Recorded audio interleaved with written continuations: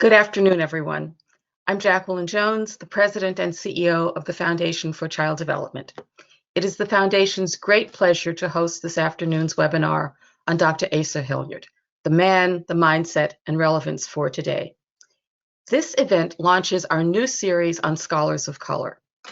Promoting scholarship to inform policy and practice is at the heart of the Foundation's work, and we execute that charge primarily by supporting early career researchers through our Young Scholars and our Promising Scholars programs. But we also believe that looking back at the work of preeminent scholars of color will broaden our understanding of their seminal contributions and focus our perspectives as we face the challenges of this moment in history. This series begins today with Dr. Hilliard and will be followed by the work of Dr. James Comer and Dr. Cynthia Garcia Cole.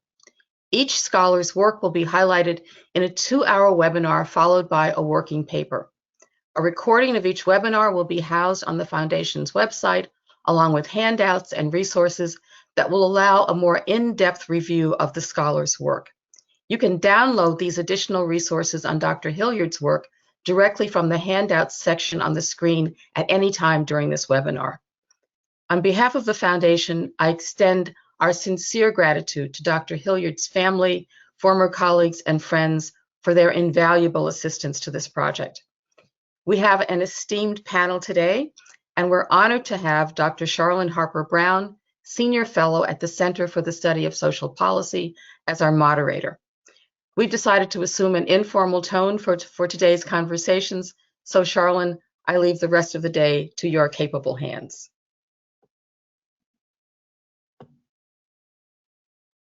Thank you, Dr. Jones, and for the introduction and for having the foresight to create this Scholars of Color series.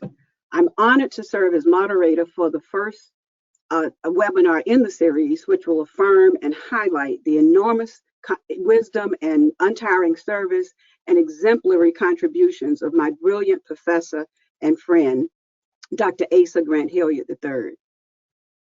Dr. Hilliard was a leading scholar who had a profound impact on students and other scholars' thinking and worldview. Dr. Hilliard challenged and redefined common misconceptions about the intellectual capacities of Black children, the use and validity of standardized intelligence tests, and the accuracy of European and American history, what he called pseudoscience and pseudo-history. Dr. Hilliard's highly distinguished career as an educator, psychologist, and historian spanned 2 continents, North America and Africa. He was a highly sought-after consultant to school districts, universities, private organizations, and government agencies. He served as an expert witness in several landmark federal cases and 2 Supreme Court cases on test validity and test bias, and he produced an extensive portfolio of articles, technical reports, and books on promoting educational excellence, African-centered pedagogy, educational policy, valid assessment, child development, ancient African history and culture, and reaffirming the humanity of peoples of African descent. It's impossible to share the depth and breadth of Dr. Hilliard's work and contributions in the short time we have today, but we will provide you with a synopsis of his life and timeless work. 3 roundtables of scholars will share their perspectives on Dr. Hilliard. Speaking to Dr. Hilliard, the man, are Dr. Carol Brunson Day, former CEO and president of the National Black Child Development Institute, attorney Kenneth Nunn, professor of law at the University of Florida, Levin College of Law, and Dr. James Young, professor of early childhood education at Clark Atlanta University. Addressing the mindset will be Dr. Sue Bredekamp, early childhood education consultant, Dr. Hakeem Rashid, professor of human development and psychoeducational studies at Howard University, and Dr. Madge Gill Willis, school psychologist, educational consultant, and director of Insurama School. Our last panelist will describe the relevance of Dr. Hilliard's work to today's context. They are Ann Terrell, president of the governing board of the National Association for the Education of Young Children, Dr. Ioma Iruka, research professor in public policy at the University of North Carolina at Chapel Hill, and Dr. Wade Nobles, Professor Emeritus in Africana Studies and Black Psychology at San Francisco State University. You can read more about our panelists on the Foundation's website. Please use the link shared in the chat box to access their bios. After the three panels have shared their perspectives, all panelists will join me for a live Q&A. Please note that you may submit questions anytime during the webinar using the Q&A feature, and you may download additional resources from the handout section. Finally, today's webinar is being recorded and will be available on the Foundation's website. So let's begin. The purpose of our first roundtable discussion is to examine Dr. Hilliard, the man, a man who saw things deeper than many others and uncovered solid evidence to support his analyses. He once said, "I am a teacher, a psychologist, and a historian. As such, I am interested in the aims, the methods, and the content of the socialization processes that we ought to have in place to create wholeness among our people." Let's hear more from Dr. Hilliard himself, after which our first three panelists will join me.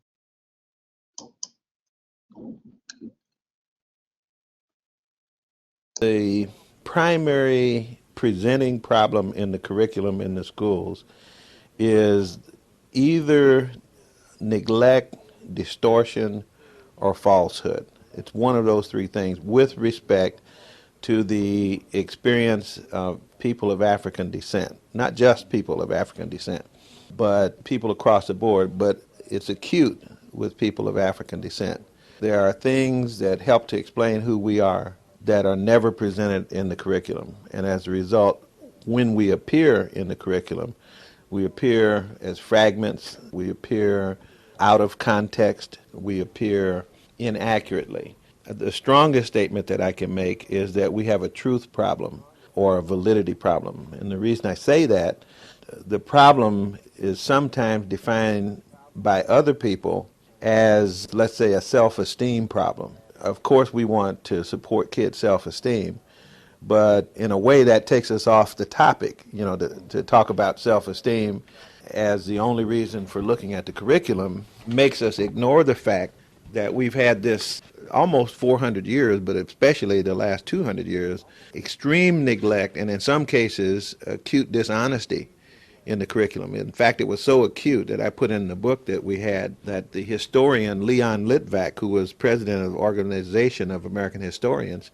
got up in front of his colleagues and said that no group of people, no group of scholars was more deeply implicated in the miseducation of Americans and of African Americans than were historians. And he said that without a challenge at the national meeting. And so this is a serious, serious problem of validity. That's what we're dealing with. Of course, if we have valid curriculum, I would expect that it would contribute to self-esteem, mainly because the negative images that are transmitted about African people contribute to a lowering of self-esteem. And so when we provide the truthful images, then it will be clear to our children exactly who they are. I'd like to invite Carol, Kenneth, and Jim to join me.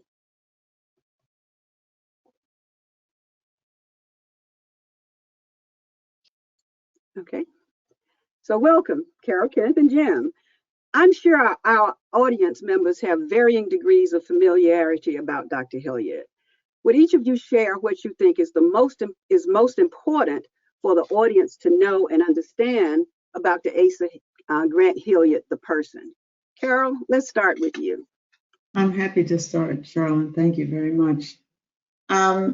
It is such a privilege to be a part of this, to talk about my friend and colleague, Asa Hilliard, because I admired him almost from the start and all the way through his life, because of what I saw in him as brilliance and generosity as a man.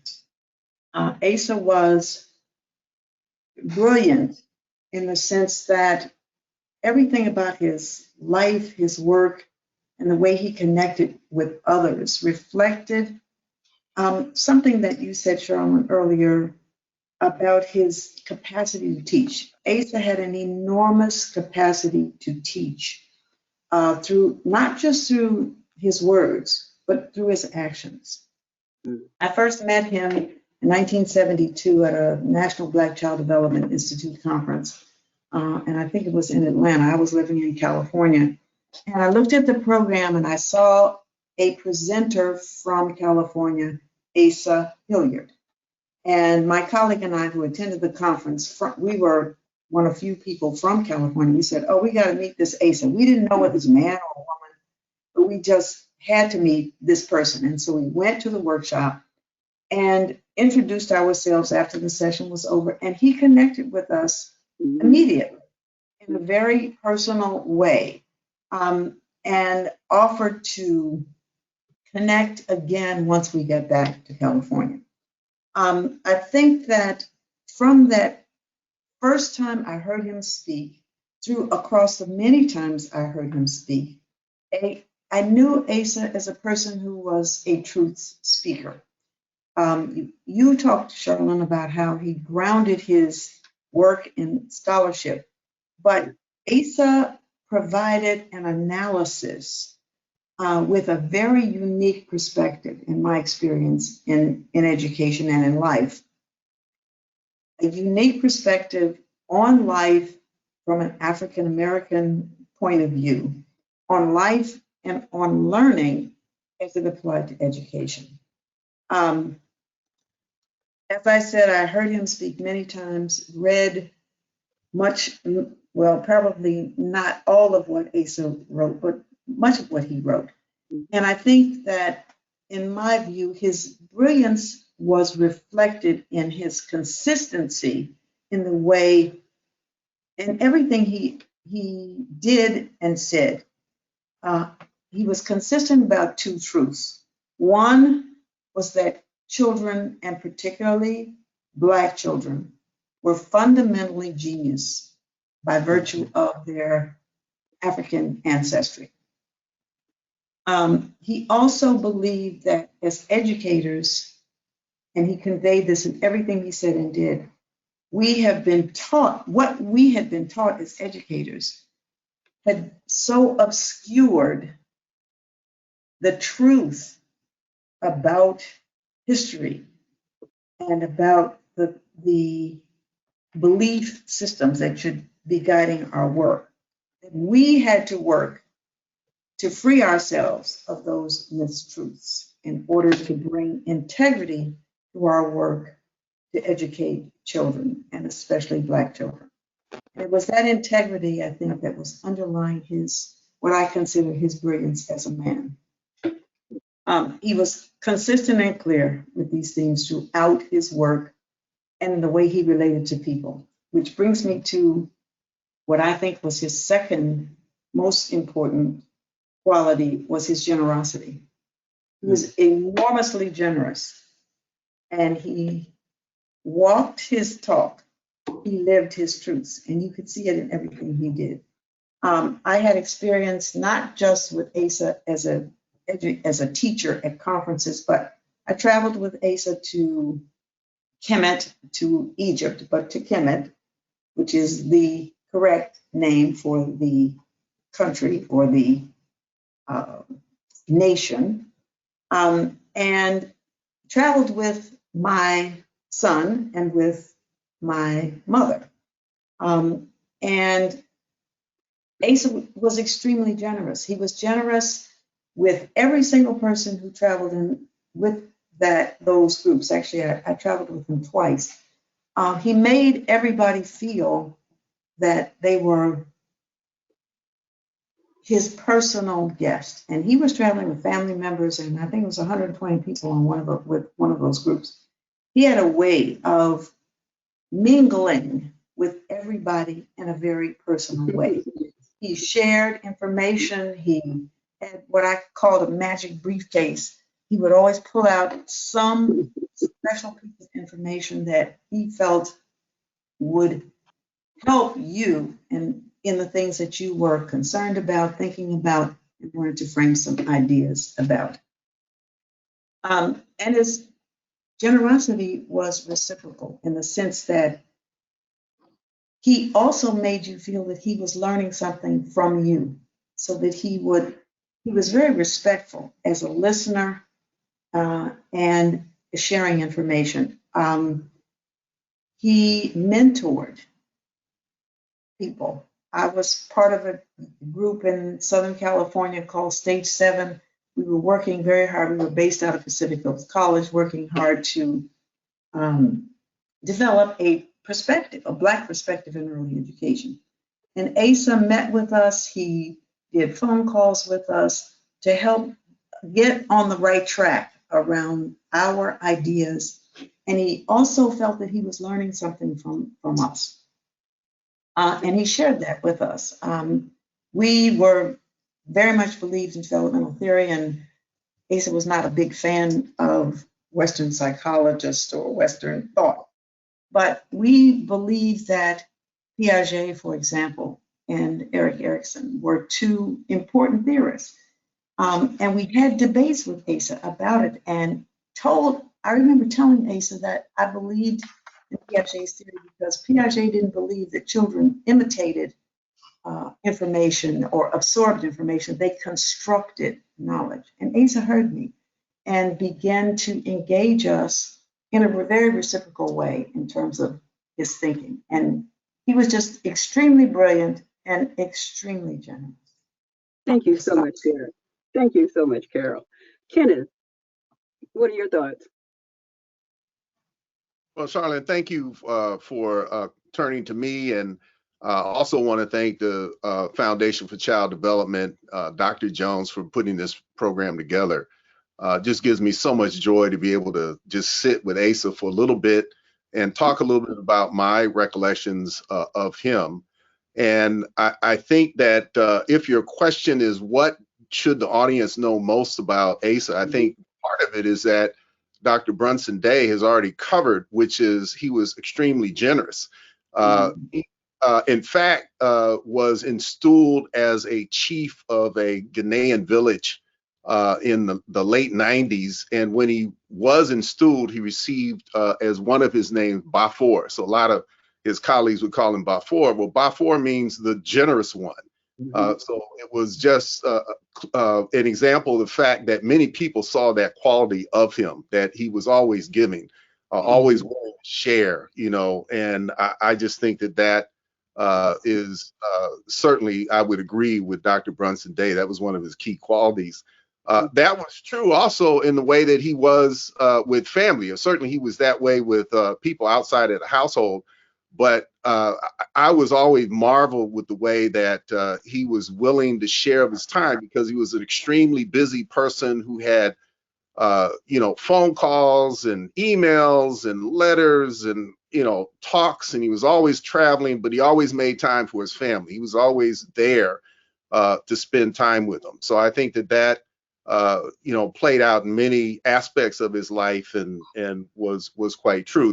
The other aspect that I would add to that is that Asa, and it's related because I think it drew on his generosity, but Asa was a master teacher.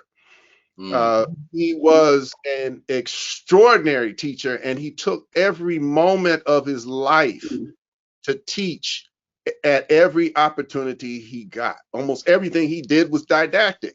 So he's reaching in his magic briefcase, as Dr. Brunson Day talked about, and passing out books and passing out things here and there. I remember the first time I met Asa back in I guess the early 80s, when I was a student at Stanford University. He came and gave this brilliant lecture that he did in a lot of places, Free Your Mind, Return to the Source. And I was just fascinated by this man, wound up following him around wherever he was. Whenever he's in the Bay Area and he gave a talk, I would go. But I was fortunate enough to meet his daughter when she was a graduate student at Howard University. I, started dating her, and she said, well, I'm going to take you home, meet the family in Atlanta. So I went home with her. And after we had spent the weekend, we were on our way back to DC. Asa handed me this book. And I was like, oh, this is great. I still have it on my bookshelf. I just looked at it a couple days ago. And I was so excited that he handed me this book. And I thought, oh, he must really like me because he handed me a book.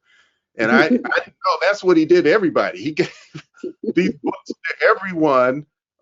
And he continued to do that as long as I knew him. That's really one of the key things about him. He gave you what you needed because he wanted you to be successful. And a lot of people, when they get into higher education and academia, you know, they start hiding their sources. They won't share with you because, you know, it's all about who gets credit and who's there first. Asa wasn't like that at all. He was going to give the information to people who he thought could use it. And he wanted you to use it. He wanted it to get out there because he was committed to the struggle of African people. He was committed to the struggle of making this world a better place for everybody. And he felt that there was room. We needed more people, not less. We needed more people to be engaged in that struggle. So he was prepared to share at every level that he could. The other part of being a master teacher, and this comes through from his research, right? You have to see the genius in every child. Well, what's the genius in every child? How can you see that? You have to care about them. You have to care about their communities. You have to care about the context in which they exist. You have to care about their culture, their family. And so, you know, most of the time when I heard Asa talking about African people or about Black people in America or Black people in the Caribbean, Africa, anywhere in the diaspora, he used the term family. So for him, it was based on love and appreciation for who you were and what you were. And that, I think that's what motivated all of the work that he was doing, this profound sense of love and compassion for other people, including us, saw us as human people.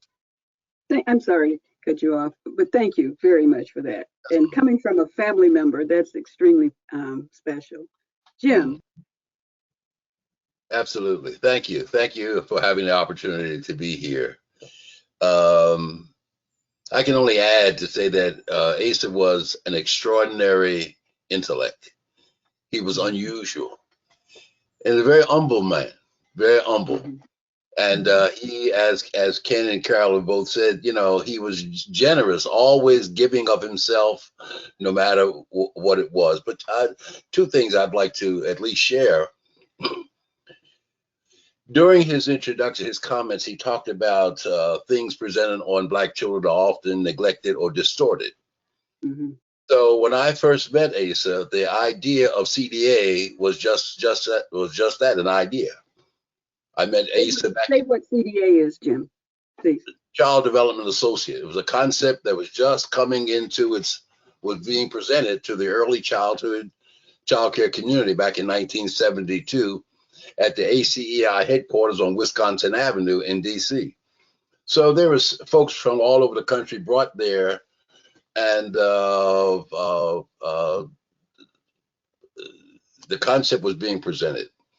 So there were too many Black folks in the audience. So my head was like a turret trying to find someone of color. So our eyes met, and that was our connection.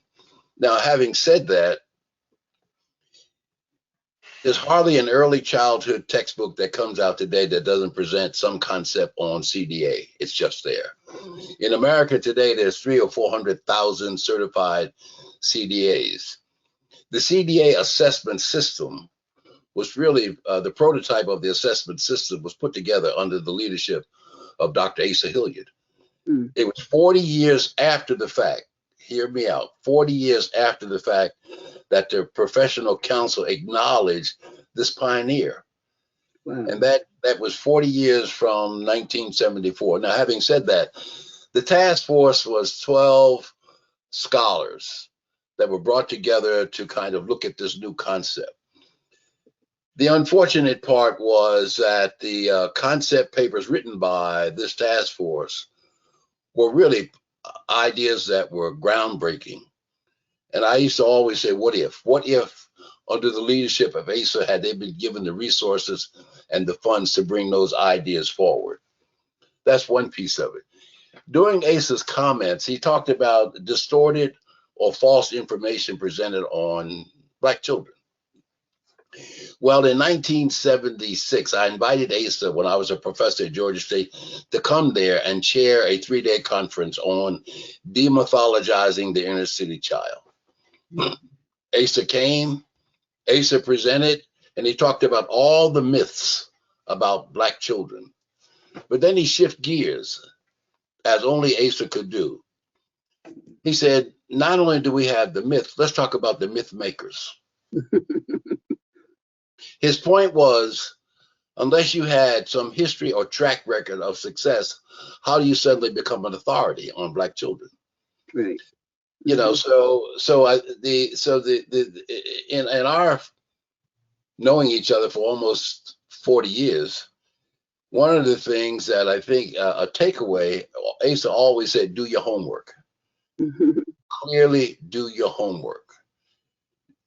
Whatever the argument is or the issue, find the facts that's going to support it. So I guess what I'm saying is that not only did he share, as Ken was saying, did he give you information, the other side of the coin is the next day he saw you, he wanted to know if you read it. Yeah, so he was always about the business of sharing information and not withholding anything. If there's anything, Asa was a truth warrior, always seeking the truth, bringing forth that which is presented and is supported by facts and information to support the argument. So he was always certain that whatever you're going to undertake, do your homework and bring forward the truth. He was a pillar. He was a brilliant force, and his work is timeless. You know, my students read an article that Asa published in Young Children in July 1979. Take the date off, and it's just as relevant today as it was 40, 50 years ago. So those you know, so his scholarship needs to be studied. Anybody that's in the field of early childhood teacher education needs to look at what he's been saying over the years. As I said, his work is timeless. Thank you, Jim. You all have hit on my second question already, but just one quick, strong memory, another quick, strong memory of Asa that you want to share with the audience. Carol. Okay, a quick, strong memory. Well, Asa had a great sense of humor as a man, and he used to joke and tell stories, and that is one of my strongest memories. He was, when he gave speeches, they were always embellished in stories, and he made people smile and laugh. And I remember my son, who was a teenager when he traveled with Asa to Egypt. He said to me, I talked to him about this webinar today, and I asked him, what was one of his strongest memories? He said, as a teenager, I remember thinking, I'm going to be overwhelmed by all these adults. But when Asa spoke, I understood everything he said. That's great. It's partly because Asa would embellish his stories, his points with stories that people could relate to. That's one of my strong memories. Great. Thank you, Carol. Kenneth. One of my strongest memories is how excellent Asa was with children, and particularly my children, is when he showed up or, you know, we went to his house, he, as Dr. Brunson Day said, had all kinds of stories. He had stories, he had songs, he had all kinds of ways of engaging the kids. And I was in just, I was jealous of that. I was like, well, how did you learn all that? Like, oh, it's just practice, from 4 children, 7 grandchildren. He just, figured out that's what he said. But I think that all of this research that he was writing was just based on experience. He was a master teacher. He was great with kids. He cared about kids. He loved kids. And so wherever I saw him, he was just excellent in that regard. That's great. Thank you. Hey, Jim. Many years ago, Asa and I were in two different parts of the country talking about early development and socialization. So we were standing out in front of Pascal's. If you're in Atlanta, you know what restaurant I'm talking about. So we were standing there comparing notes. So he said, well, what did you talk about? I said, well, I talked about these 3 points. I said, what did you talk about? He said, no, I'm going to go back to what you just said. He said, Jim, you're tap dancing. His point was, unless we get control of the early socialization of our children, they were doomed. I could not bring myself to say the doom word.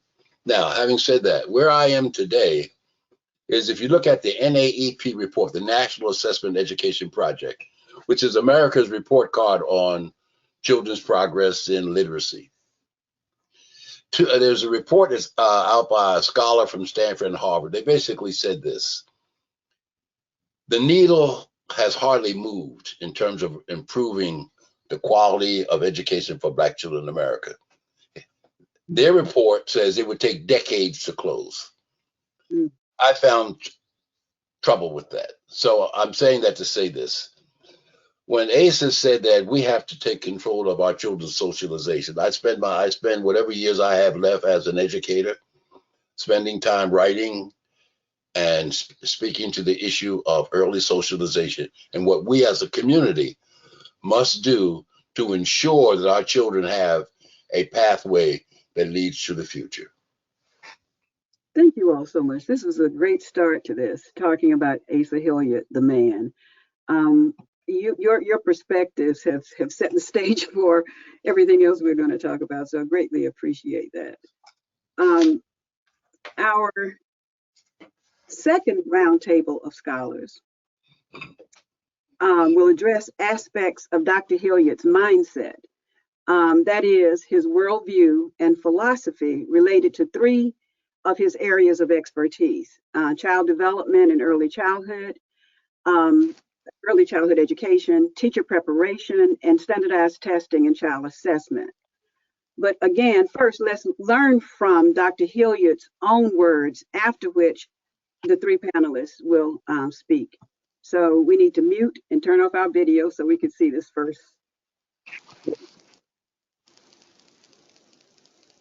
There are ways to use tests that are positive, but for the uses that most people make of tests, especially with respect to things like entrance requirements to tests to determine whether a person gets a chance to try school, that when those tests are used with Black people, they falsely say that many Blacks are unable to master a college curriculum.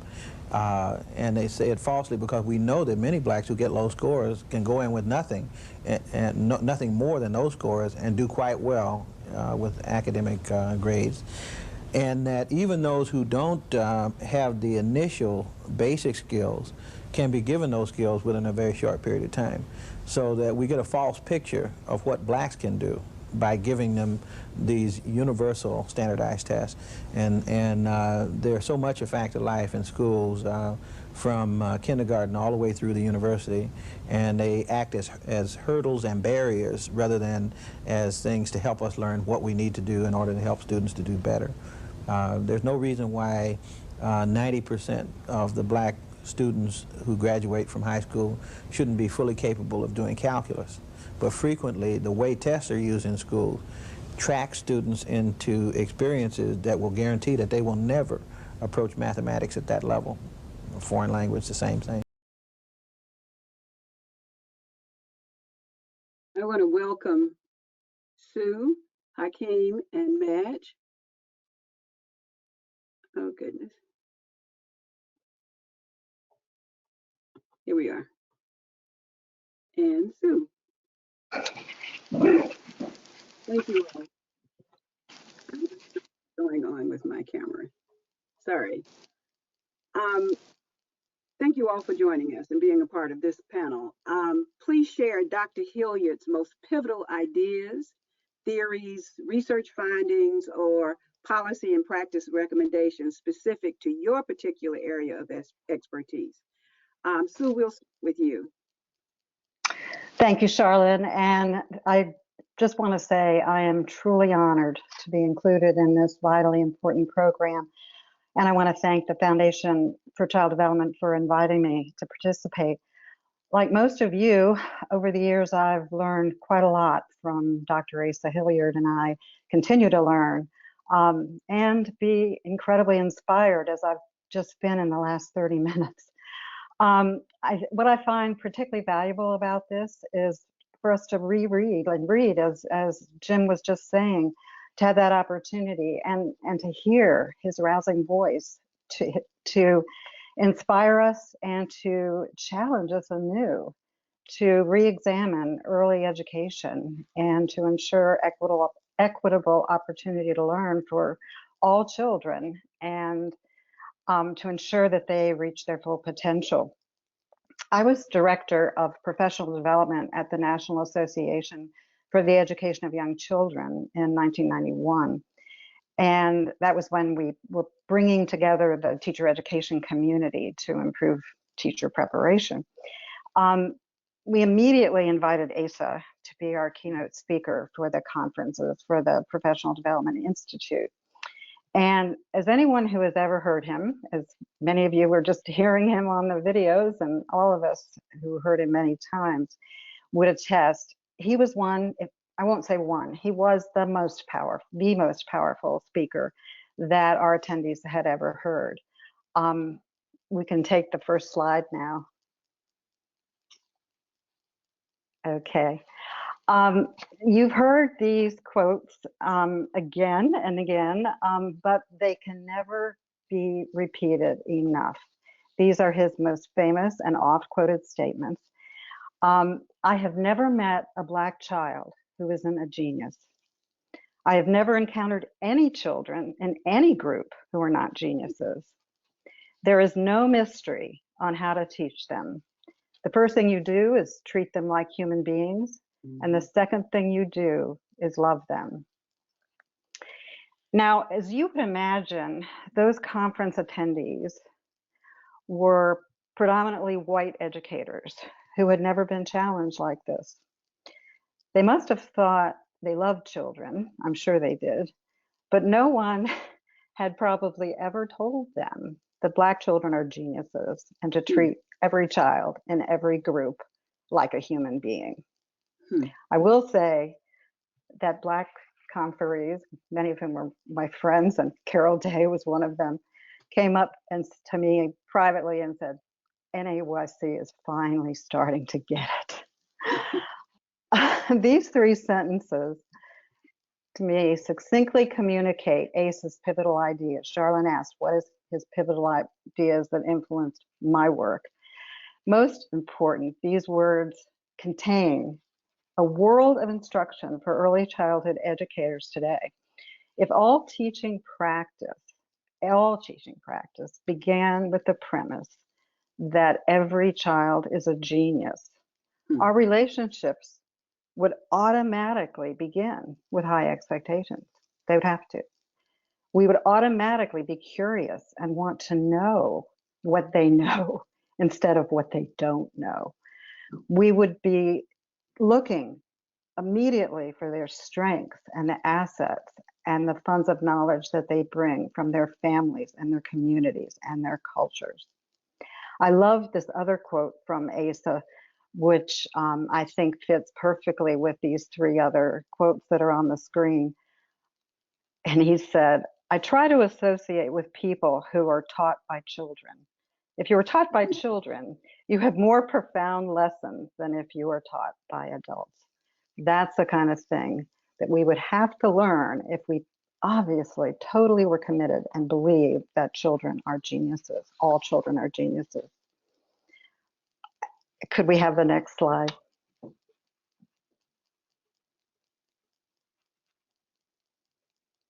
There it is.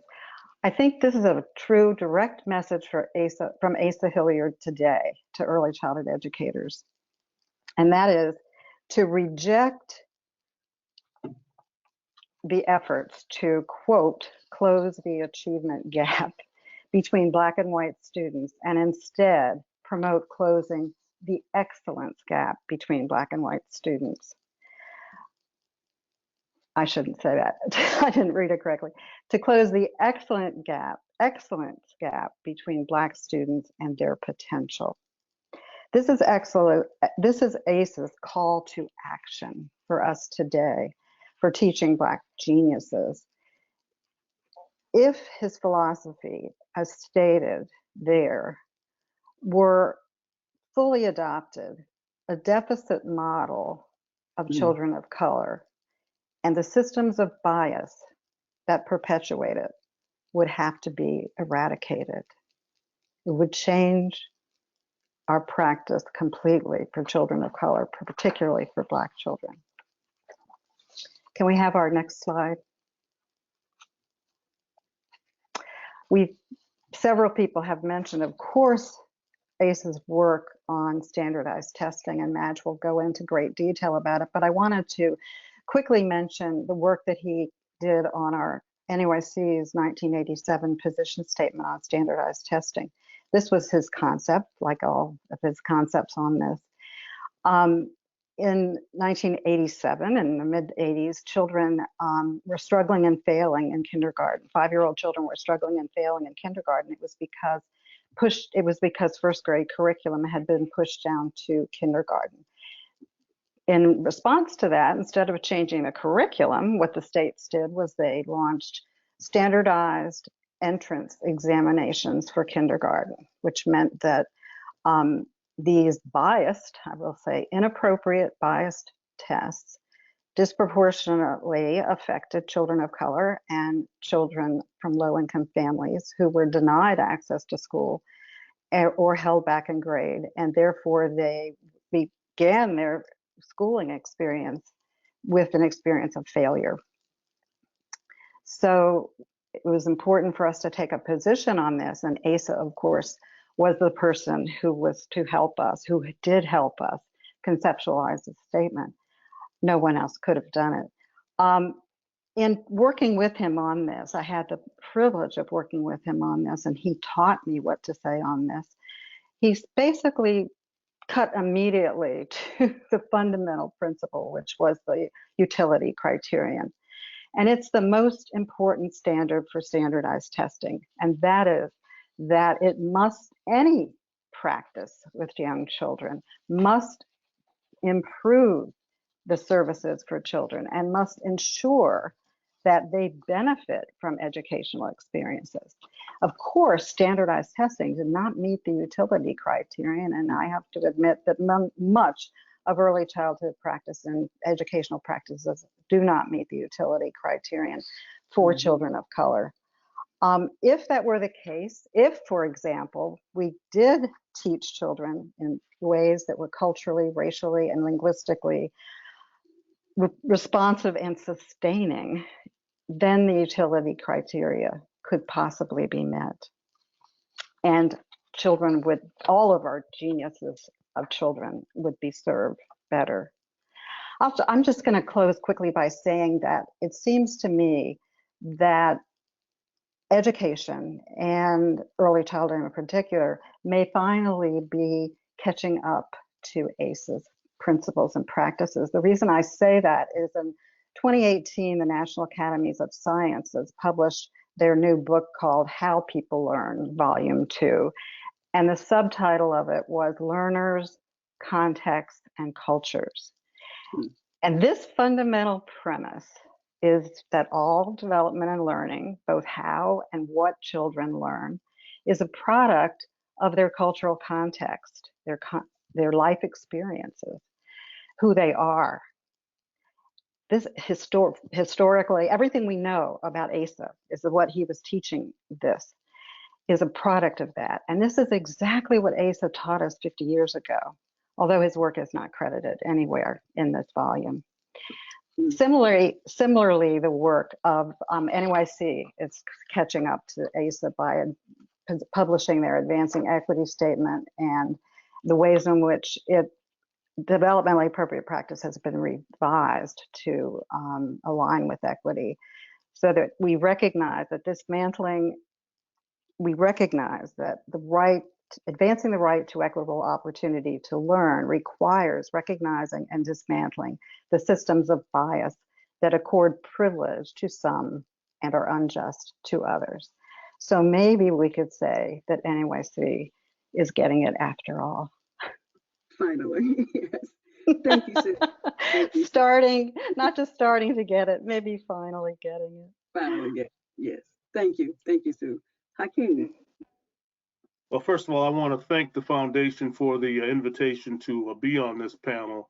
The opportunity to talk about Asa Hilliard is a privilege, to say the least. I want to tell a couple of stories about my own encounters with Asa as a way of kind of framing where I want to go with this discussion. Back in 1976, and I'm not sure if this was the first time I met Asa or we just happened to run into each other, and I'm pretty sure it was a NBCDI conference.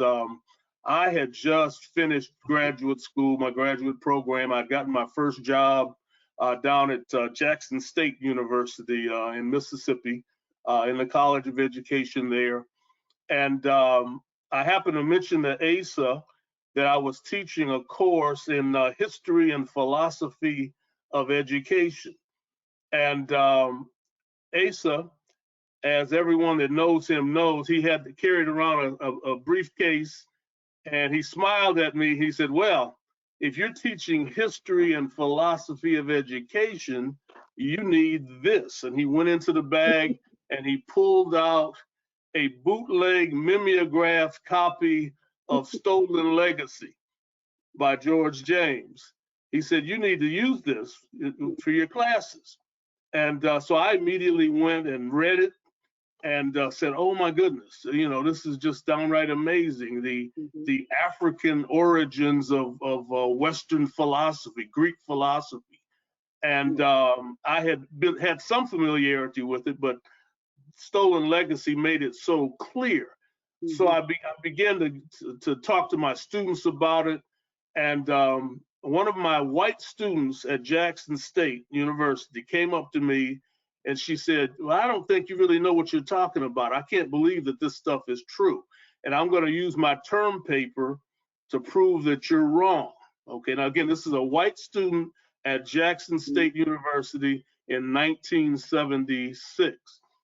Fast forward to the end of the semester, she turned her paper in, she came up and talked to me, and she said, I only have one criticism of what you've given us. She said, based on my research, you didn't go far back enough in African history to talk about these African roots of civilization. Now, that was kind of a mind blower to me to have this white woman. And again, we have to keep in mind that white women represent, I think it's now, correct me if I'm wrong, 80% or so of the teaching force. Most Black children will continue to be taught by white women well into the future. And it let me know that, okay, here was a white woman that could have her mindset changed by being exposed to something that Asa Hilliard had exposed me to. Now, fast forward to 1992, and I am a visiting professor at the University of Khartoum in Sudan, and teaching psychology courses to people who want to make a career transition into teaching. And I begin to talk to them about Stolen Legacy. I begin to talk to them about the work of Dr. Asa Hilliard. And these were people who had been born and raised in the Nile Valley, but they had been steeped in Eurocentric education. Again, the Sudanese had been colonized by the British, and the British had done a very good job of not teaching them about their own history and culture. And so I had an opportunity to talk to people who were, I had to cross the Nile River every day to go, when I taught my class, I had to cross the Nile River. And there I am teaching people who are from this area, who many of them were Nubians, the people of some of the first pharaohs, and they didn't know this information. And I felt, in a sense, blessed to have been able to give them that information based, again, on my interactions with Asa Hilliard.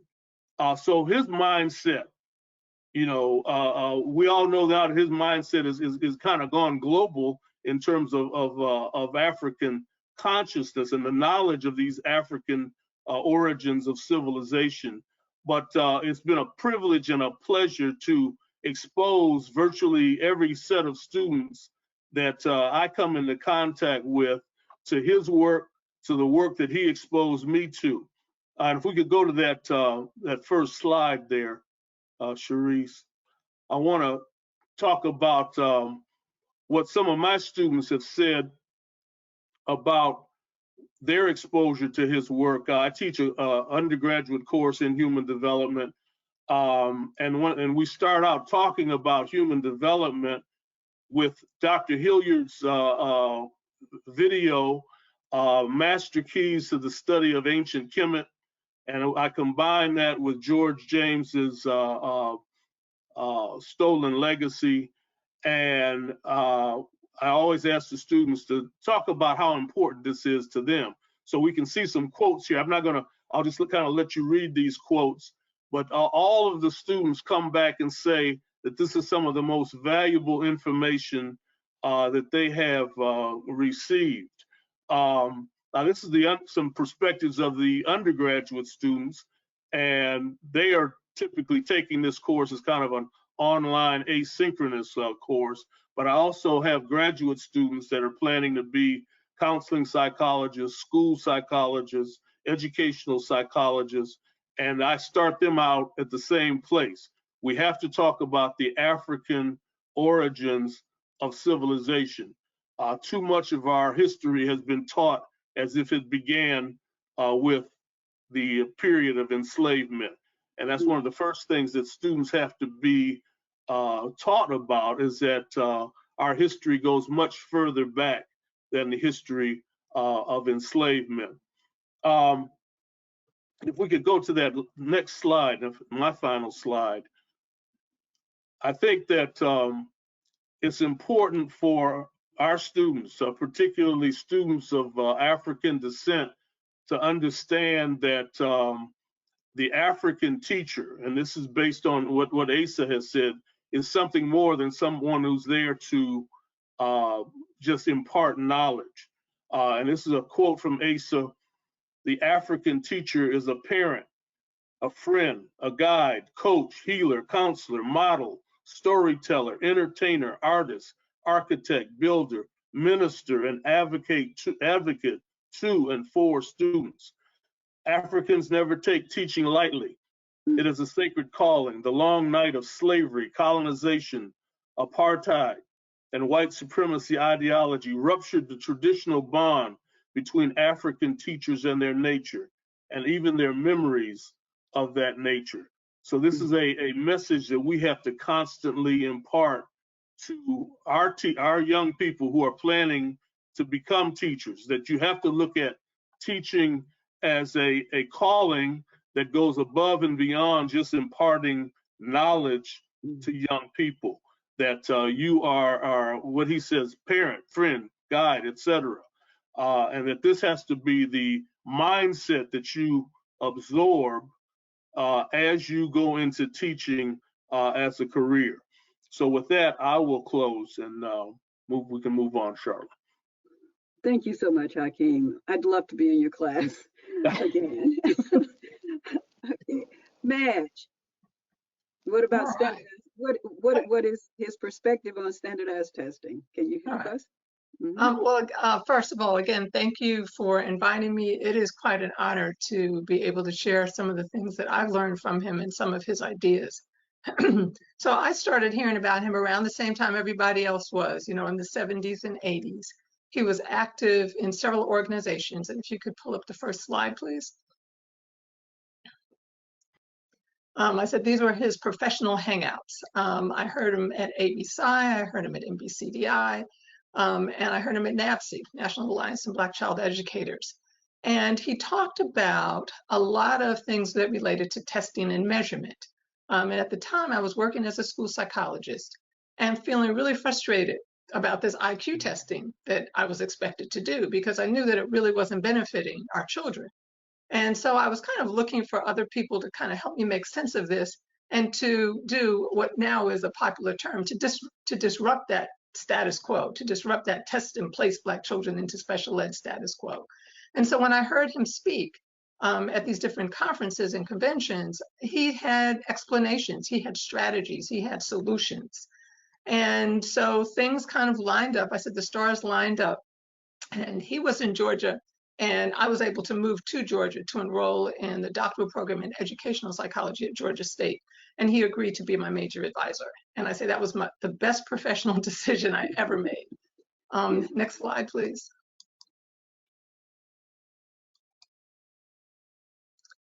So he was already kind of disrupting that test and place paradigm.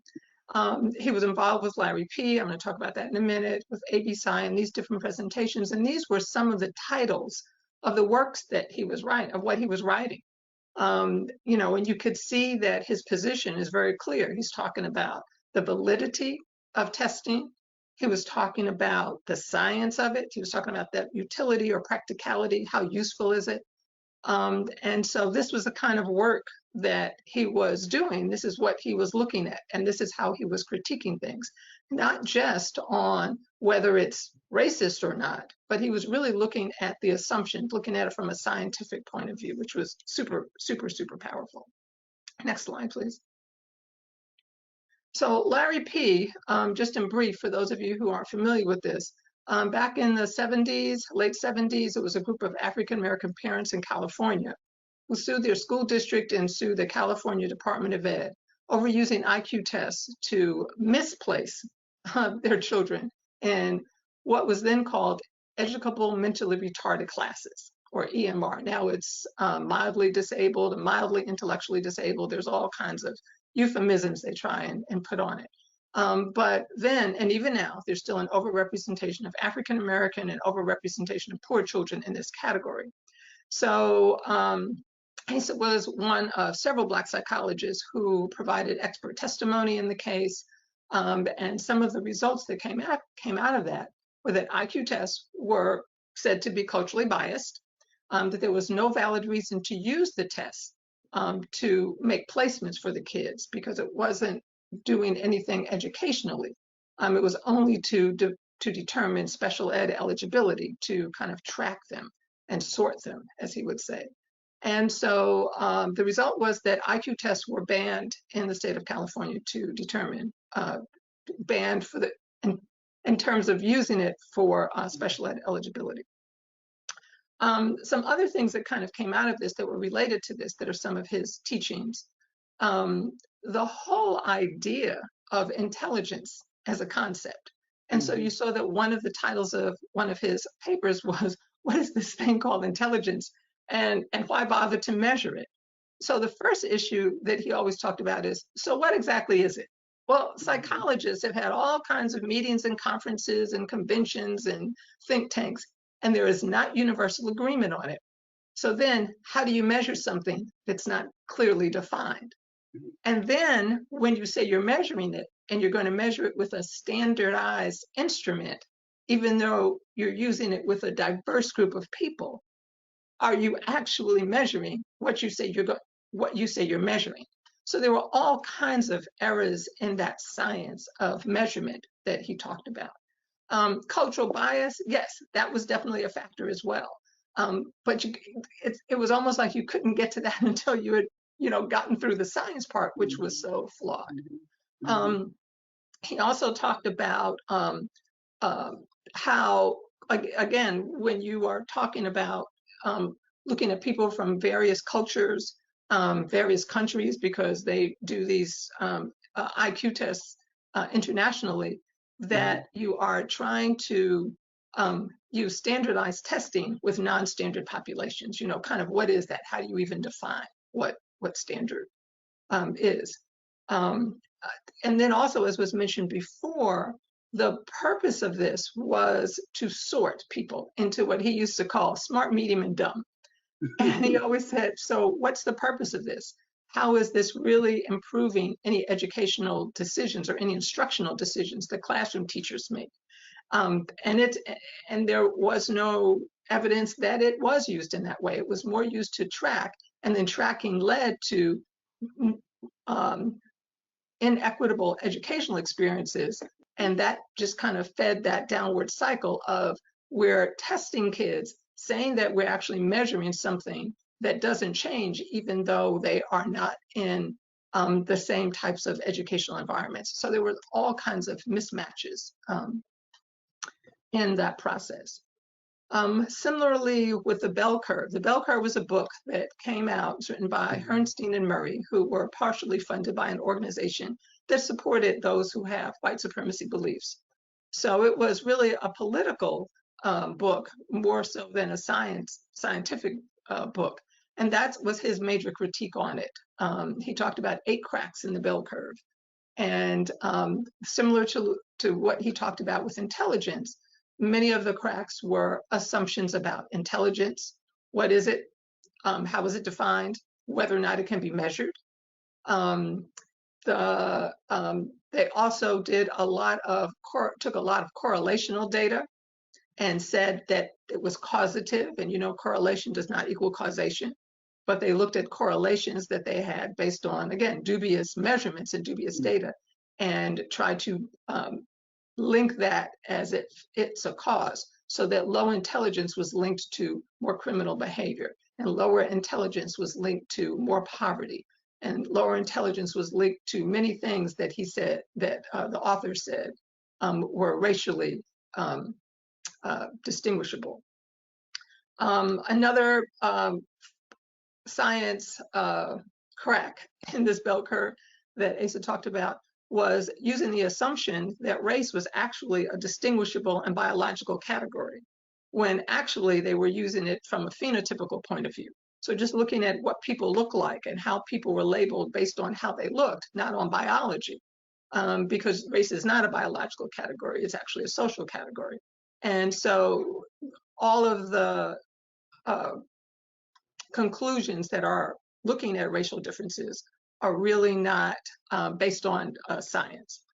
And then the last point, that's a significant point that he talks about, is the assumption in the book that IQ scores cannot be improved, when there are books and there's evidence that with practice and with coaching, people can raise their IQ. There's a book called Up the IQ, which was a very popular book in mainstream.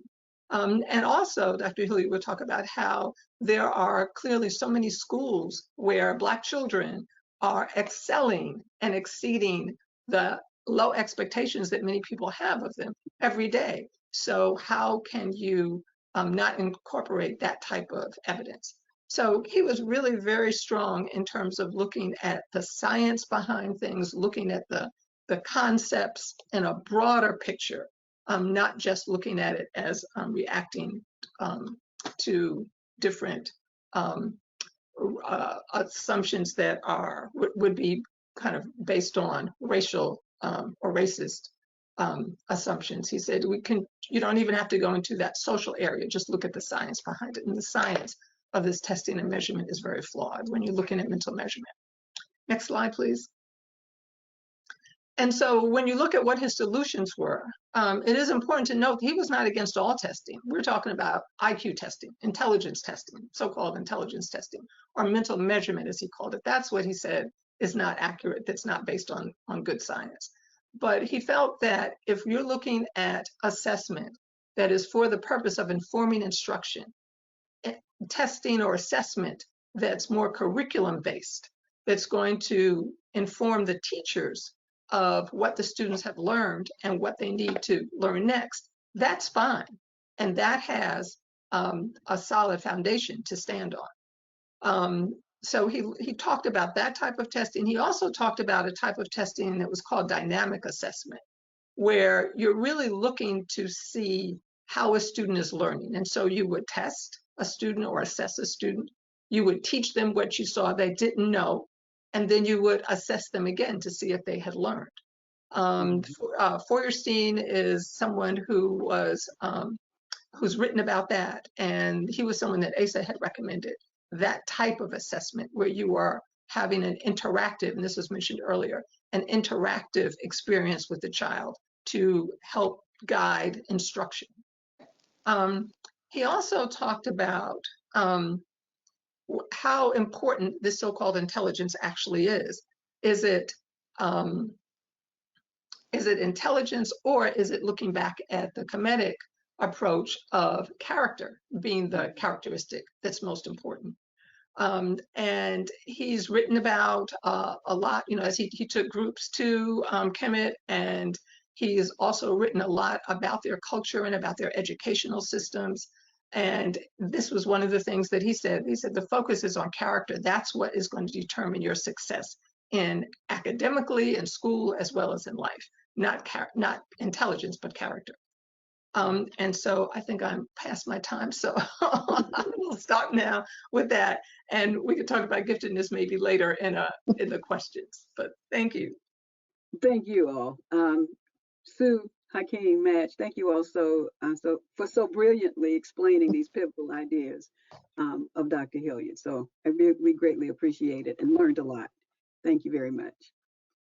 Our final roundtable of scholars will address the relevance of some of Dr. Hilliard's scholarship related to early care and education, research, and African-centered education. Let's hear from Dr. Hilliard one last time, after which our three panelists will join me. So let's. For Black Americans now is to rebuild the cultural base that will permit us to operate in a more unified fashion, that we have a sense of we-ness and a sense of peoplehood. And I see that as a prerequisite to almost everything else, because when individual Blacks are confused about who they are and whether they belong and whether they have an obligation or a responsibility to anyone other than themselves, then all the other efforts, economic and political, are doomed to failure. So you can't have appropriate political participation when people are confused about where their loyalties are.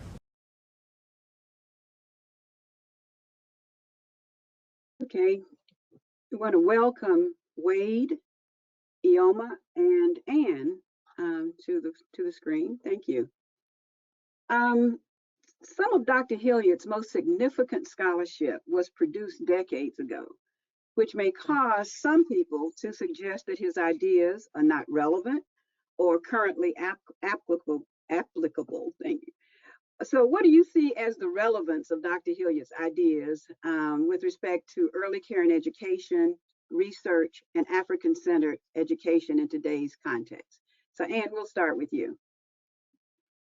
Thank you, Sherilyn, and I'd like to thank the Foundation for the invitation to speak today. It is, I will tell you that with the first panel, I was smiling throughout their presentation as they talked about their remembrances of Asa, the man, and then with our second panel, I was taking some notes because again, as someone stated, with Asa, we are continuing to learn from his scholarship.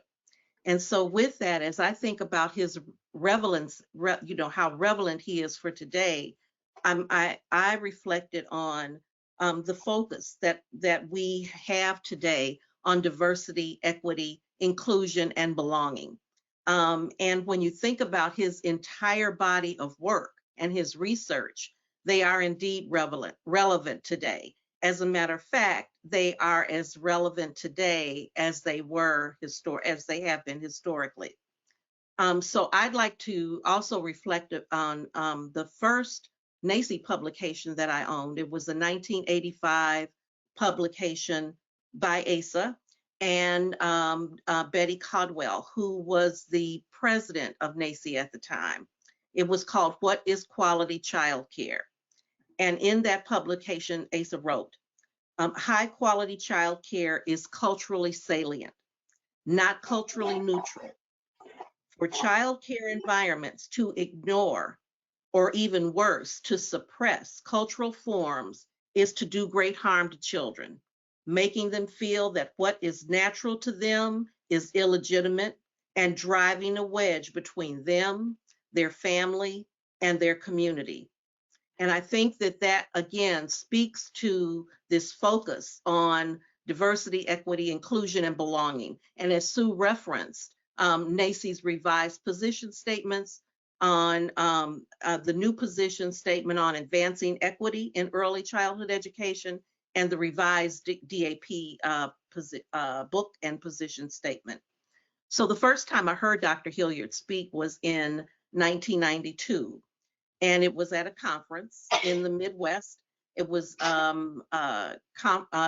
regional conference, NACY regional conference, and it was actually held in Milwaukee, Wisconsin, where I lived, where I resided and worked.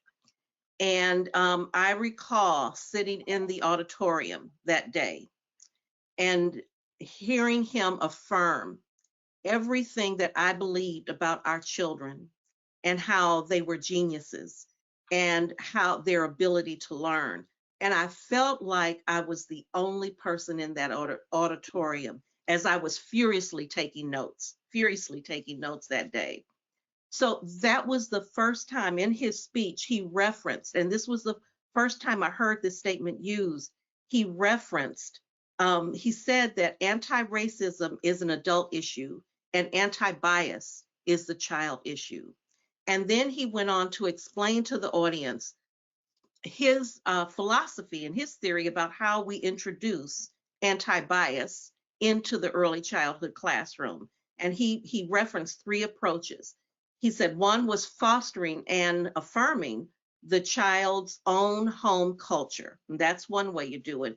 And another way was to bring diversity into the classroom. And then the third way was this anti-bias dimension of having children or having them learn how to stand up for themselves and stand up for others who are different from them. And then he took those 3 approaches and he said, depending on, you can implement those depending upon the classroom. And he went on to say that if it is a majority of European children in the classroom, you start with number 3. You start with the anti-bias approach. And if it is a classroom primarily of children of color, Black children in particular, you start with the consistency, and that is to, again, affirm their home and their home culture. And then finally, he said, if it's a ethnically and culturally mixed classroom, you start with number 2, bringing diversity into the classroom, and having children exposed to a wide variety of ways of being in the world.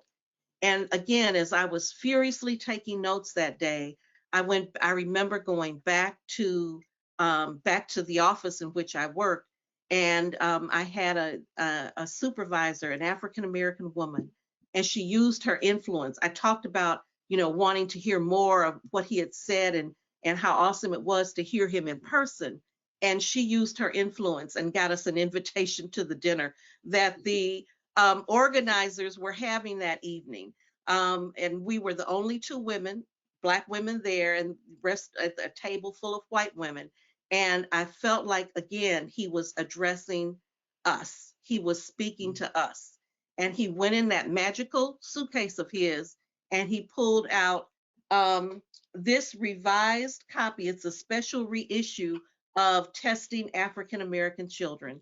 And he autographed it, and it stays on my bookshelf, and it is one of the most treasured pieces that I have. And finally, I'd like to say this. In his paper, Cultural Pluralism in Education, Dr. Hilliard states that children, no matter what their racial or ethnic background, should be presented with pictures of the real world. That is how we can support accurate perceptions. And in addition, this is how we assure that children from every group will find themselves at the center of the materials that they study.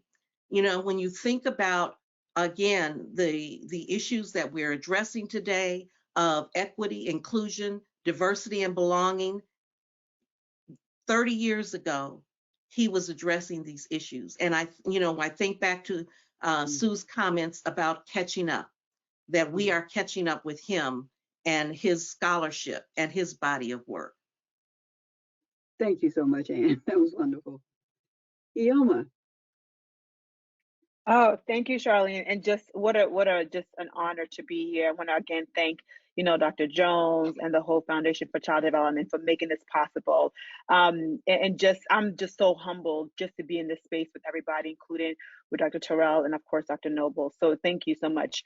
So I'm going to speak to the research side of it. So unfortunately, I never had the pleasure or the honor of being mentored or tutored by Dr. Hilliard. But I will say that who he is and what he stands for is still with us. And I had the privilege of knowing some of his mentees. And I don't know anything about the briefcase or the blue chair, but I think in many ways is still sort of with us. And for me, his perspective is really part of the way I see the work I'm doing now that I'm back at UNC in particular, by really centering the experiences of Black people, Black children and families across the diaspora, not from the idea of from the enslaved lens, but really from the idea of being part of a larger Black diaspora that's really endowed with excellence and brilliance. As talked about earlier, there are countless interventions and programs that are focused on trying to stem the so-called achievement gap, especially the Black-white gap. But I think Dr. Hilliard's work, along with many others, reminds us of the importance of conducting research, really using an African-centered lens, which means that we have to talk about the identity of children who are Black children, part of the African diaspora, right? Pan-Africanism, right? The idea that all Black people in the world are Africans. Thinking about the African culture or children's home culture, as Dr. Terrell just talked about, right? The idea that we have to think about the culture, the assets, the ancestry knowledge that people bring that has to be part of the research collection. And of course, the idea that regardless of your location, you're still Black. So as I kind of think about just research writ large, I sort of look at it this way, particularly when I think about Dr. Hilliard, their research can be weaponized. It is a weapon, right? It can be used for good or it can be used for not so good, right?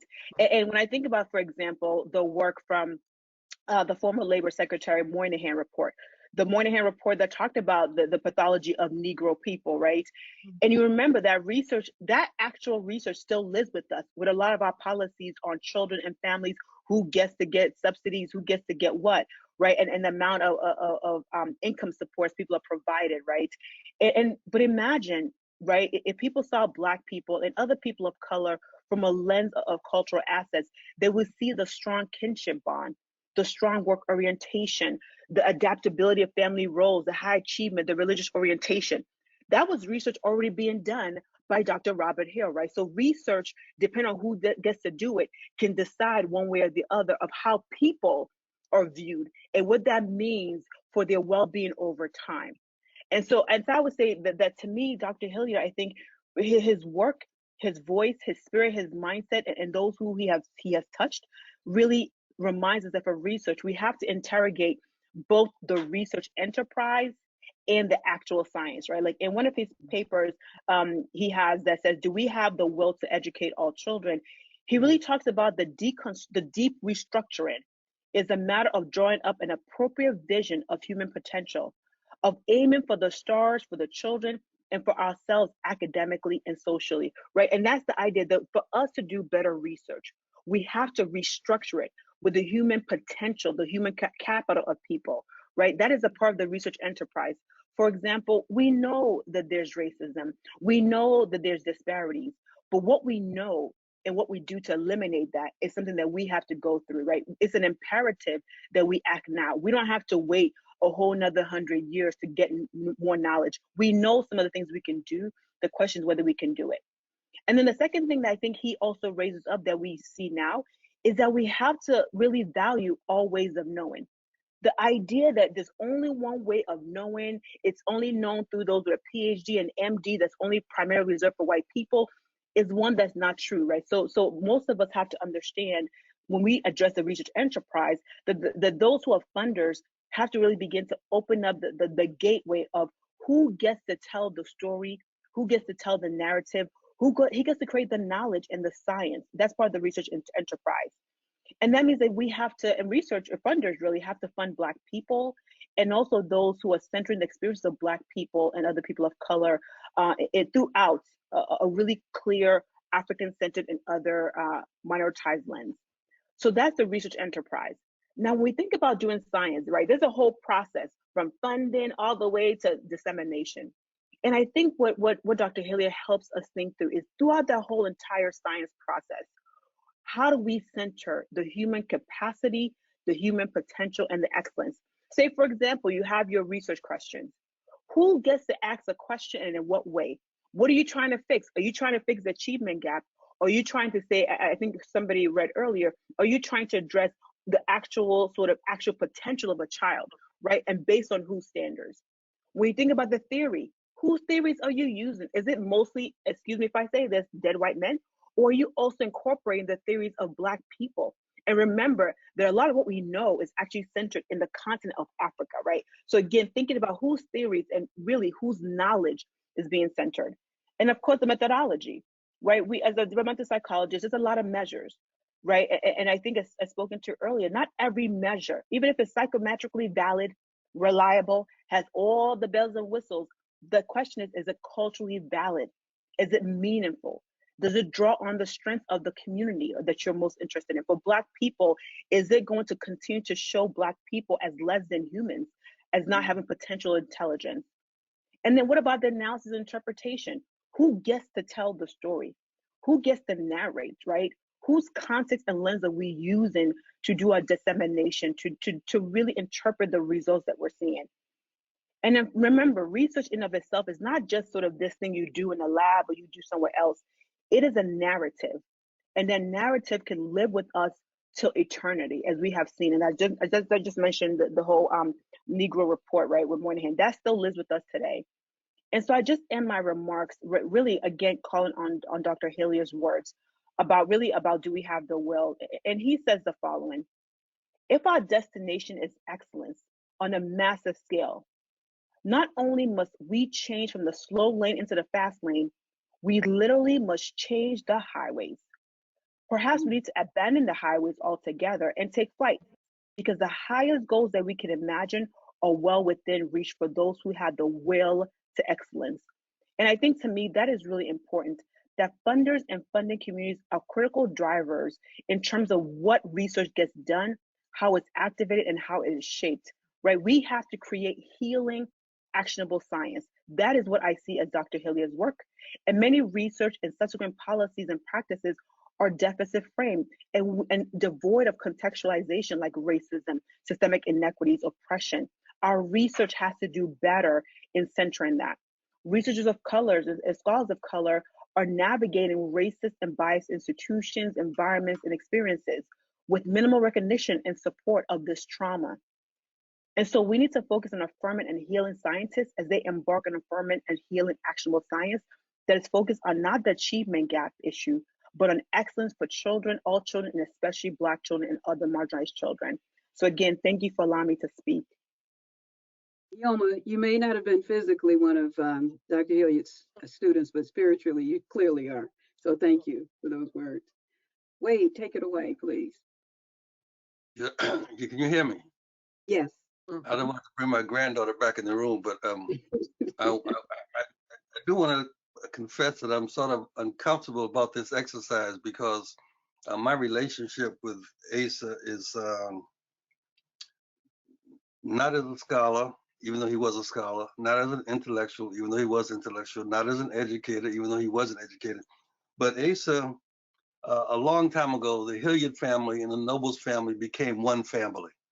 And we literally, Asa and I literally did a lot of things together as brothers. Some interesting, some intellectual, some. And I wanted to begin with that recognition that we were so close that that Patsy Joe, Asa's wife, and my wife Vera have the same birthday, and that Asa and I spent many times talking about how our real genius was in obeying our wives. We wouldn't say that out loud, but that we shared that a lot of times. And Asa wrote the foreword to my book, Seeking the Saku. I wrote the foreword to his books, Seba, The Reawakening of the African Mind. And this idea of Asa being this question about African-centered education is kind of a misnomer because Asa recognized, as many of us said, that we are African. And if we're African, then that's the only center we can have. We place the African center as an aspect or a component of the education process. No, it is the essence of our being. And I need to say that again.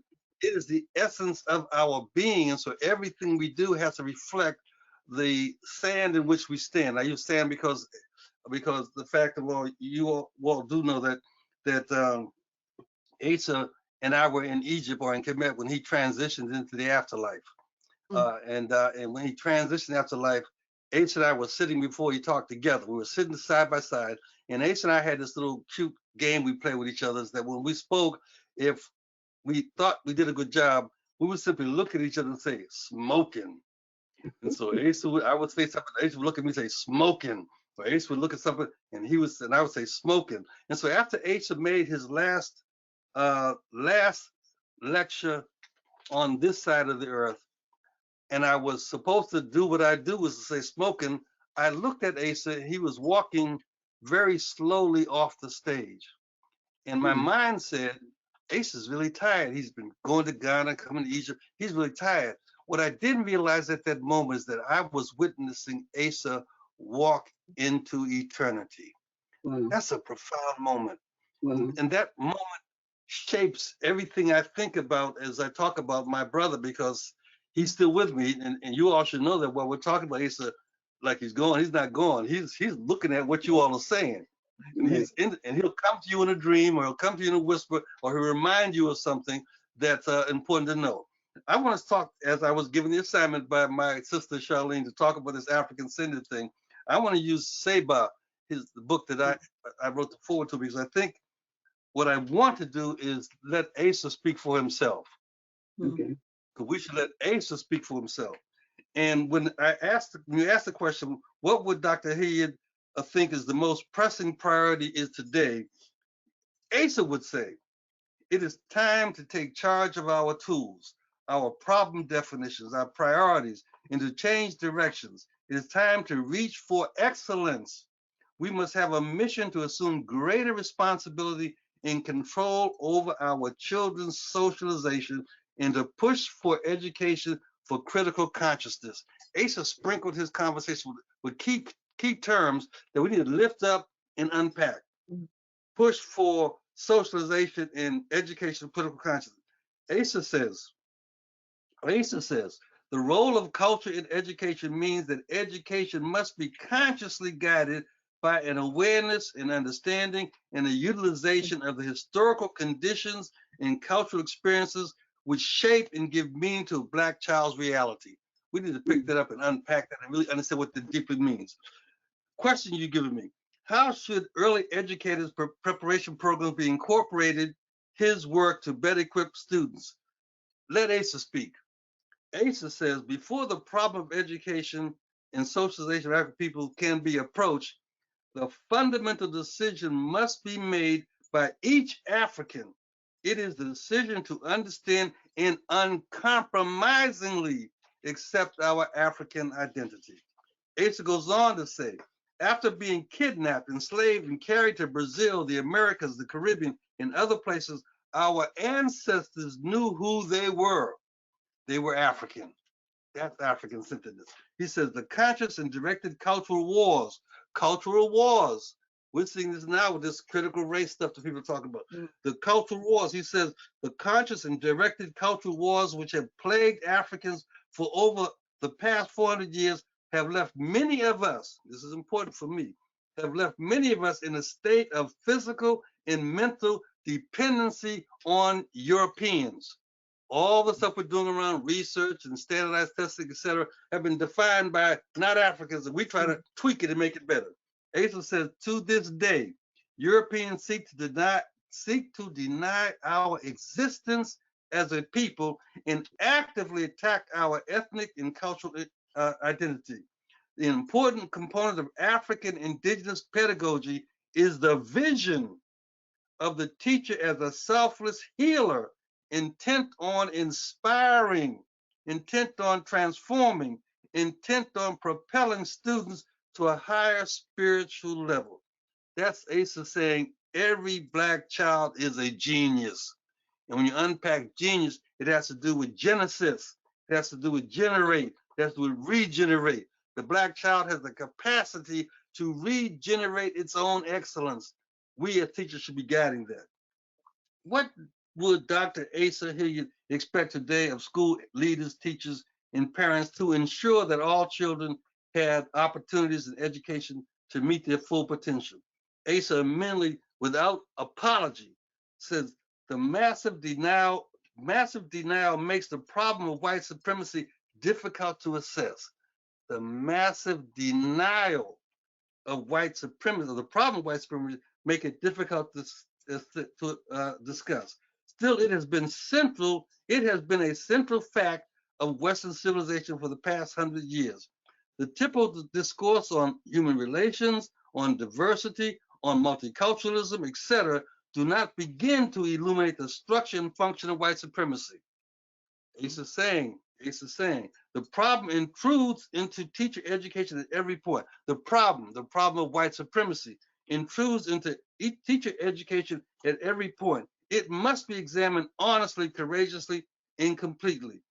Asa says, let me preface that in this discussion, there are three things that I share with my students and my colleagues is 3 Ds: discuss, decide, and do. We are discussing here. I wonder what we're going to do after this conversation is over. But Asa's conclusion was the culture of Africa has lessons to teach. Only cultural chauvinistic universities can afford to ignore those lessons. There can be no valid university of it if it ignores the African experience. Every student is a part of a cultural ethnic tradition. In addition, all students exist in a political and economic environment, which for the African student has included various practices of white supremacy. Asa is telling us we got to deal with this white supremacy. It is a pathology. He goes on to say this white supremacy, conscious and unconscious, intentional and unintentional. The teacher education process that ignores these two realities is doomed from the start. And finally, Asa says, in a nation that has been a home for apartheid, has hosted a variety of white supremacy ideologies, and has tolerated the idea that the poor are mentally inferior, it is futile to believe that there will be a mass commitment to ensure that every child succeeds. It is futile to believe that a mass commitment to every child will succeed. It is important, Asa says, to learn from a variety of perspectives about educational excellence. The African perspective is but one, but for African people, it's still reeling under the hammer blows of neocolonialism and anti-democratic ideologies. We see that right today as we sit. Asa says we cannot wait for a more humane pedagogy to evolve. We must produce and assert it. We who are concerned with children and education must produce and assert it. We must draw from the wellspring of our traditions, African traditions, and from all other successful traditions. Asa says, we must change the world. He ends by pointing to Marcus Garvey, who says, any race that accepts the thoughts of another race automatically becomes a slave to that race and to any other race. Asa can speak for himself.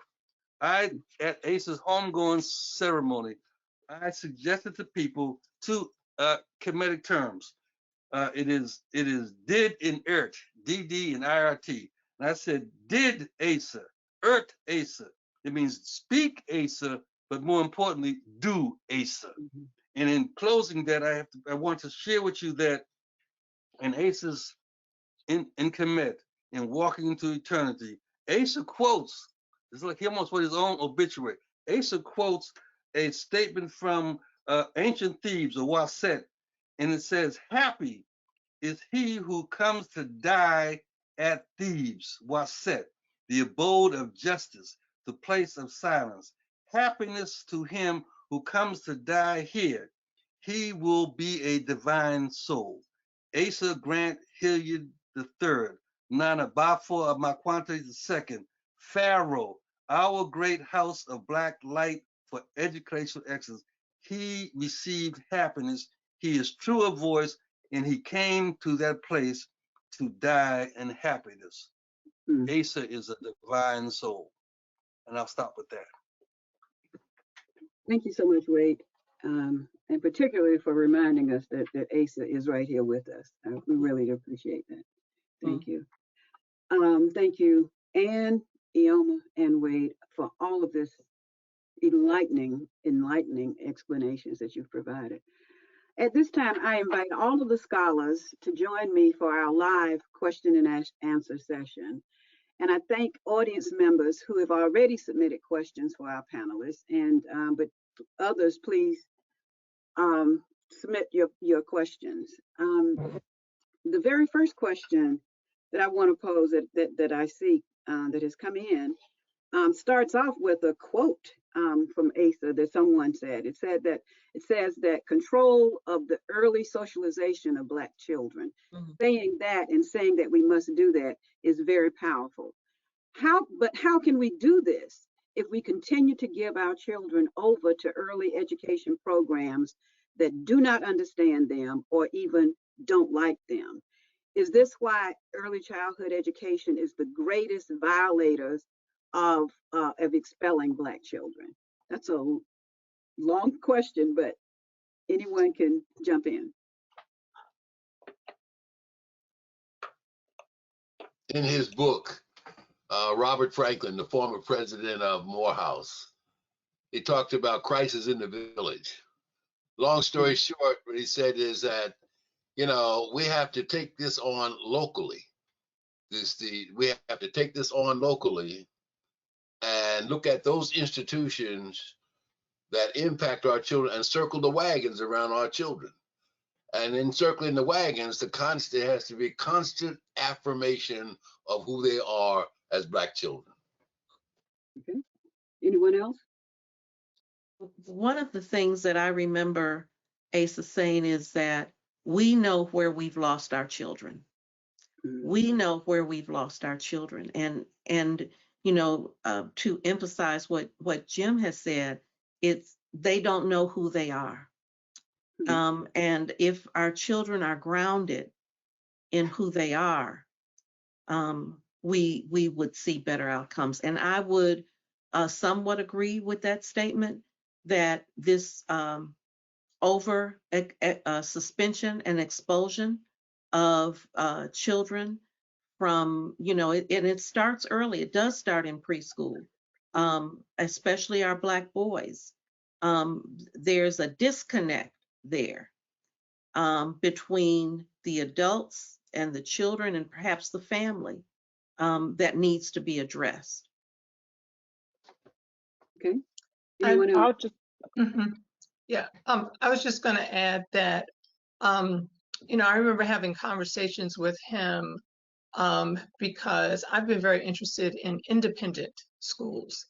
And, you know, he always would say, yeah, well, most of our children are going to be in public school. And that's true. And we need to make sure that we're doing, that we are creating and sustaining independent African-centered schools, or as he would say, independent African schools. I think that's critical. And he would point to examples of where there was excellence in those schools because they met the criteria that he talked about of loving the children, knowing that they had the potential, that they were knowing that they were geniuses, you know, basically. And so I think that's an important solution that we need to support. Okay. I would just like a couple of things. Oh, so go ahead, Dr. Noble. Well, I was just going to say quickly. I think that we have to be careful with not with missing the fact that not only is educational systems systematic, they are also been weaponized, and that we are allowing our children to go into a place that is designed to make them fail. It's not that they're not doing a poor job. They're doing exactly what that system is doing, exactly what it's supposed to do. And so I think that we have to look at this slightly differently. And while we spend a lot of time talking about standardized testing and creating measurements for student progress. We need to talk about standardized teaching, and how do we have teachers qualify themselves to be allowed to be in the presence of our children. If we don't do that, then we're going to always have our children, we're going to throw our children to the wolves and then ask the wolves to create a better way of eating them.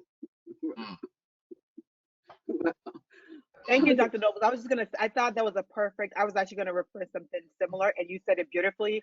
I'll just remind us that even when we use regular sort of quality measures, we actually see that whether you're in Head Start, in childcare, that the majority of Black kids are likely to be in what we call low quality care. So that's one, right? And then the issue of the workforce, to me, is that if we're not training teachers to see the beauty, the excellence of Black children, we can't find a way out of it, right? So suspension is actually a product of the system that does not love, as LeBron James said, I think like last year, that does not love Black children, right? And so that means that we have to think about our workforce, our educators, as Dr. Nobles just said. And then the last thing I will say this is that in the end of it, it's a mindset, right? Early childhood is not that different from K to 12, where, you know what, there's a mindset that needs to change that really, really sees the humanity of Black children, the humanity of Black people, but also the humanity of Black educators. Black educators, and mostly our providers, are living in sort of high stress, low income settings. To live in that kind of condition and take care of 30 kids, to be the giver of their mindset, to be the ones who help them produce knowledge and education, we're asking a lot of people who we literally are oppressing at the same time. So to me, it's a system of oppression that we have created. So it's not surprising that Black children and families become sort of the quote unquote victim of the system. Wow. This is a perfect segue to the next question. What would Dr. Hilliard expect or require of educational leaders, teachers, parents to enable the genius of Black children to emerge?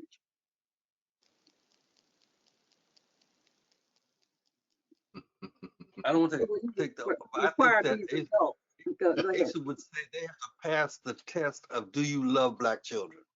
Okay. In very concrete and measurable ways.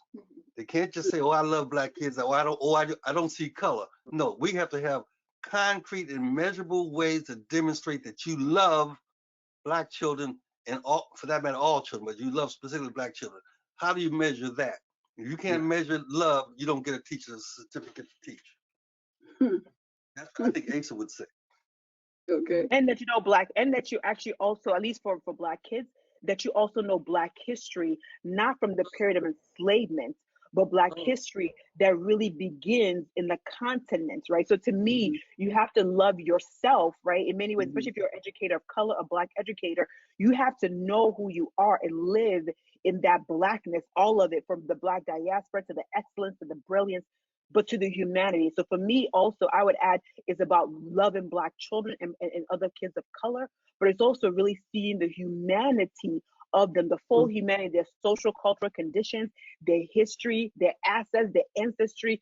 To me, if you don't have a full and factual history of this country, then you're bound to probably be part of creating sort of this false narrative, as we've talked about. Well, if parents are children's first teachers, what do we say to parents about bringing out the genius of Black children? As a mother of 2 Black kids, I'll just point out, I go get a book. Like for me, is that at least, and I'll stop talking, but to me, it's important that we are grounded in our culture and our humanity. If you don't know your worth, right, that means that the things that I'm sharing with my kids, the way that I present myself, the way I present our culture, that is grounded in factual knowledge, right? So for me, part of it is knowing who I am and what my history is, and then also making sure that they're exposed early. We don't need to wait till they're 3 years old, actually. We can start really before they get here. The kind of things you have in your home, the kind of imagery you have in your home, right? The artifacts, the people that they're around, the songs they hear, the words that they hear. To me, it has to be part of literally them breathing and eating, right? I think in the end of it, we need to actually know who we are, because the kids are an extension of who we are. And to me as a parent, reading and knowing that history is important, and then what you have around them and who you have around them is critically important as well. Yeah, let me add to that. I think that the biggest error that parents make, I think, whether you're talking about young children or you're talking about K through 12, is when you allow those children to go to an institution that does not care and you don't check up on them. I always tell my students, and I'm teaching them, that you cannot allow your clients to be in jail and not go to see them and make sure that that institution is taking care of them, because if you don't, they're going to be abused. The same thing is true for our school system.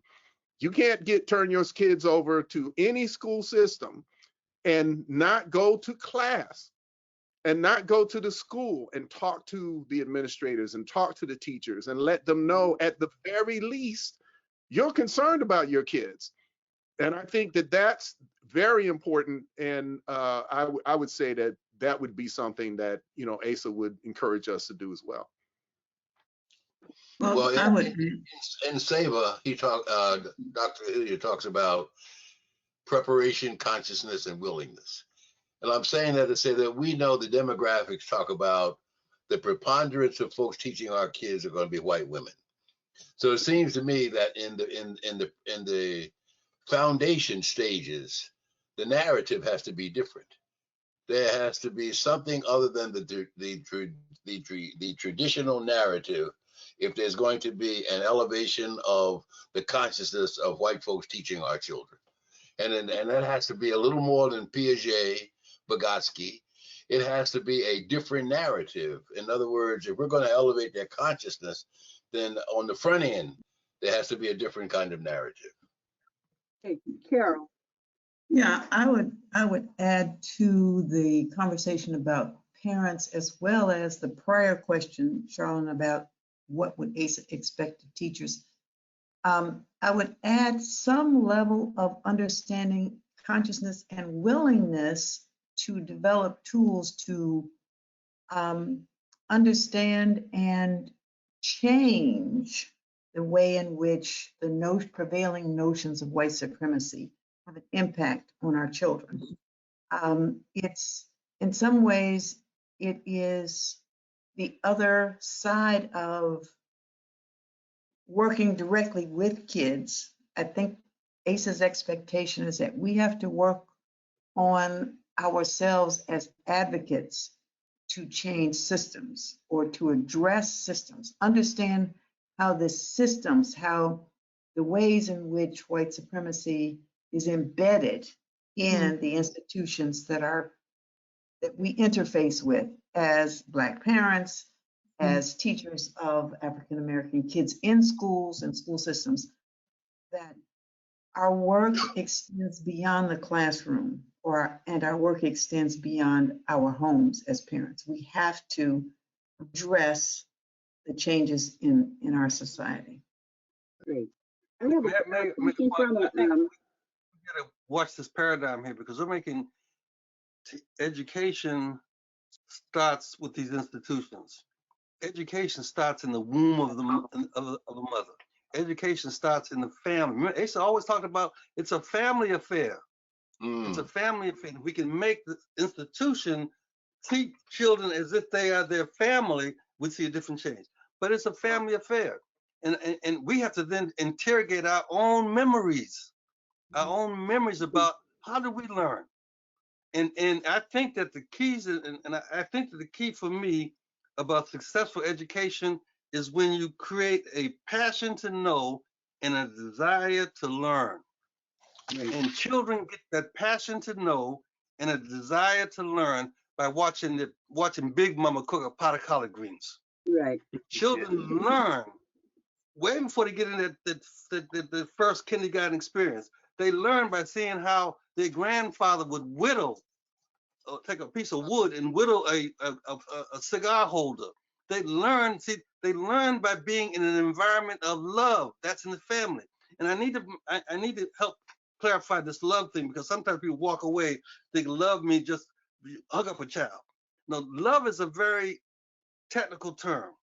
And if you start interrogating African deep thought, you find, and I found this in the Bantu, we're all Bantu people, but that's a whole different conversation. But in the Bantu tradition, there's a term called Zola, Z-O-L-A. It means love. Zola, it means love. But Zola is the thing that activates one's self-healing potential. Zola, love, is the physics that activates the molecular structure of your mind so you're open up to know. That's the kind of science we have to be engaging in if we're going to really talk about this, taking the best of African deep thought and then utilizing that, not as so romantic, I'm going to go back to, I'm going to find my roots. Roots are important because you can't stand up and ain't got no roots. Roots are important, but you want to begin to look at it scientifically. Think about that. Activating the molecular structure of the mind through Zola, love. And love activates this self-healing potential, which is called Ngolo. Now I get a whole different vocabulary now for teacher education. Zola Ngolo. Zola Ngolo. You can't get your teacher license. You don't know what Zola Ngolo is because you got to use love, the activator of your self-healing potential Ngolo that changes the molecular structure of your mind and opens up that hemisphere that's designed to learn. That's a different conversation. Actually, you've begun to answer this next question that comes from a professor of child development who asked what kinds of what topics, what pieces of ASA should be incorporated in these courses, these child development courses. If I could just address that. Last question. Go ahead, Hakeem. Yeah. One of the things that I learned from Asa and way back is to begin to look at that body of literature on the psychomotor precocity of infants of African descent. And this is a body of literature that goes back to the 1930s. We see work in Jamaica. We see work in the African American community. We see work on the African continent that demonstrates that children of African descent develop at a faster rate than their European counterparts, even using the Eurocentric standardized test, the Gazelle scale, for example. Now, this is important because I want to give an example from a research project that I was involved in. I worked at High Scope for a couple of years, and they're known for their longitudinal research, basically on Black children. And one of the things that that struck me was when the Black researchers would go out into the community and they would ask questions like, "How early did your child walk?" And the Black mothers would say, "My child walked at 8 or 9 months old." And the research assistants would bring that information back, and the white head researchers would say, no, that's impossible. You know, they can't have walked that early because that's based on the Gazelle scale. That's too early. Well, we've got this whole body of research that very rarely works itself into, in fact, I would say never works itself into the traditional child development text. And this is something that we have to begin to teach teachers, that if you're really gonna love the Black child, you've got to know the Black child, you know. And part of that knowing the Black child is knowing that developmental trajectory.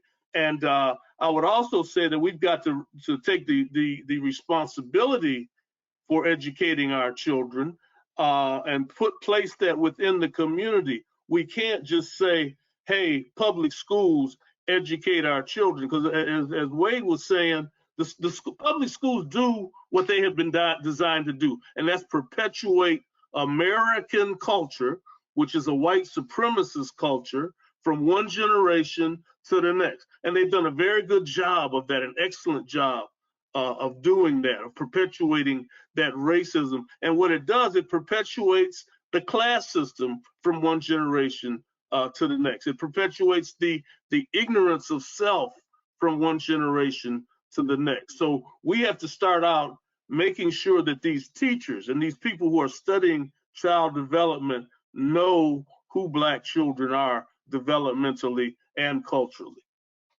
Well, I'd like to add to that, Hakeem, because while I think teacher preparation programs have a responsibility to do just what you said, I think that they're a long way from actually doing it. Even the ones that want to do it, they're, well, let's just say there's a lot of work still to be done to get teacher education programs to do that.